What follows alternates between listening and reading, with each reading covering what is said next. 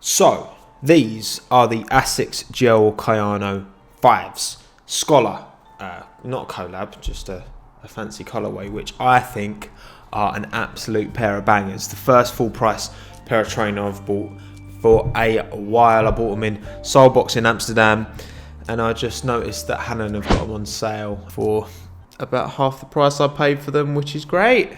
Great, link in bio. Feel free to crack on, because I would thoroughly recommend, because these are decent. I mean, these Gel Light 5s I've had, well, you can see how worn they are. I've had them for quite a while. These are up there for me. The Gel Light 5s, just so wearable, like so comfortable. And of course, there's the Gel Light 3, which I showed you on the last video. Asics, yeah. They do bits, love them. Probably my favourite brand if I had to select one. However, I'm concerned, not from a business standpoint. I'm sure they're cracking along just fine. I'm concerned from a very materialistic, obviously, because these are sneakers that we pay stupid amounts of money for, point of view, in terms of where they're going with their retroing. So you've got the Gel Light 3, you've got the Gel Light 5, you've got the Gel Saga, you've got all of these quality early 90s silhouettes that they've retroed countless times and are just incredibly well received by the sneaker community. Okay, great, happy days. That's what we want to see. We want to see more of them. We want to see more of them, and we're not. And what we're seeing instead are silhouettes that I, in my opinion, do not deem worthy. The stuff that they're putting out now, the retros that they're choosing to retro, do not merit it and do not deserve retroing as far as I'm concerned. Now, I will take a minute to actually say, so this is a late 90s runner, the Kayano 5. So this kind of does go against my rule a bit, doesn't it, really? But the thing you've got to bear in mind with this is that these are not the materials that would have been used on the original shoe. This is a very luxurious,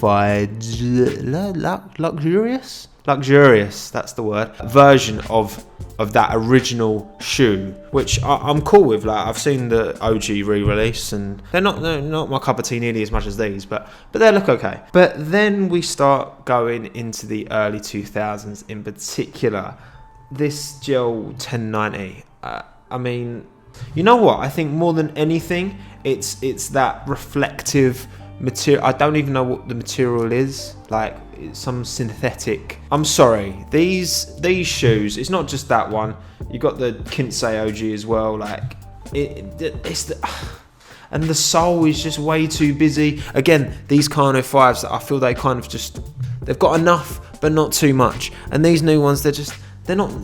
The newer. Like, I remember buying a pair of Kayanos, very, very similar to these, in about 2008. So after they first released, right? They shouldn't be being retroed, because at the time they were dead. I bought them as running shoes because I don't even know why, I just wanted to run for some reason. They look like good running shoes on zero aesthetic merit because they were dead. Let's compare it to the automotive industry, right? Let's take a VW Beetle, right? Or a Mini Cooper, okay? Cars that have been retroed, and the initial model was such a hit that you know, it merited a re-release and all these iterations with, you know, different models, and they've done incredibly well. But then imagine if Vauxhall just decided to retro the Cavalier. I just feel like Asics, what they're doing, and it's not just Asics as well. Like, New Balance are doing it. A lot of the runners, I just feel that they've crossed that line for me into the dead sneaker era, but they're leaving my babies. They're leaving the Gel Light 5s. They're leaving the Gel Light 3s, just to the odd collab, but they're not giving them the love that they deserve. And I think, yeah, for me, Asics, if you want more of my money, make more shoes like these. Leave these things alone. I don't think people want these. I just don't think people who are into their sneakers really want these. I could be wrong. I could be very wrong. I could just be in my own little world. I don't know. It's not for me. I think that's the moral of this video, is that these new shoes just aren't for me. Okay, please, Asics, go back to what we love, making banging iterations of the early 90s models, and I think that applies across the board.